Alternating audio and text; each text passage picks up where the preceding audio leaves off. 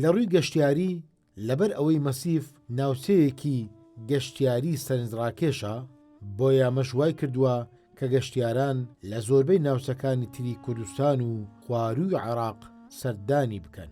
هەر ئەمەش وای کردووە کە ئەم مزگەوتە سەر لە نوێ بنیاد بندرێتەوە و نۆژەن بکرێتەوە و گەورە بکرێ، بەڵام ئەم جارەیان بە شێوازێکی زۆر جوان و سەرنجڕاکێش بەڕووی نوێژخوێناندا بکرێتەوە.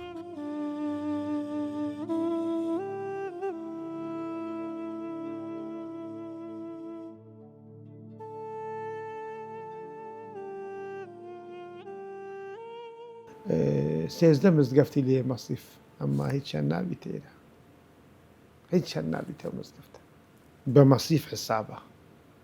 مەسیف بەخۆیە بێ مزگەفتی عەتار باشی مەسیف چییە؟ ئەگە برێ مەسیف یعنی مزگەفتی عەتار باشی، ئەگوتێت مزگەفتی عەتار باشی یعنی مەسیف. هەدی ئەوەها دەگا منارەکەی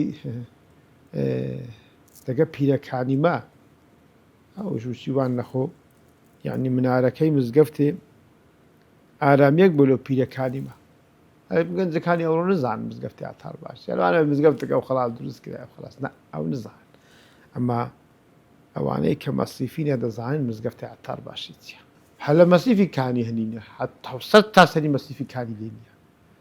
وەختی خۆ گۆسکەچی ئاویان لە قبرستان شقمەمیدا نابوو، پڕیانە کرد دەهاتن کاروان دەهات لەخۆ ئاویان لێ دەخواردەوە، ئێدا هیچ ماڵی نەبووینە، یەک کانیش لە مەسیفی نییە.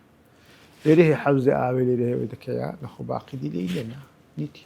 کانی سەرکە گشت لە خوارێ لە بن ئەوان لە بن لۆفان ئەو لەو سەری کانی ساردی پێ دەڵێن، نانا هیچ سەرچاوی ئاوێ لێ نەبوو. هەر 5 فەرزە نوێژی خولێ تێدا دەکرێت، هەر 5 فەرزە سێی مامی لێیە.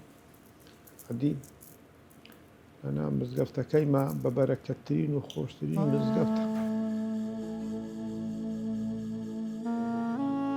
شایانی باسە ئەم مزگەوتە واتە مزگەوتی سەربەن لە مەسیف تاوەکو ئێستاش بەردەوام دەرگای بەڕووی نوێژخوێنان کراوەتەوە و جێگای شانازیە بۆ خەڵکی مەسیف و سەردانیکاران و نوێژخوێنان لە هەموو ناوچەکانی تری کوردستان و خوارووی عێراق.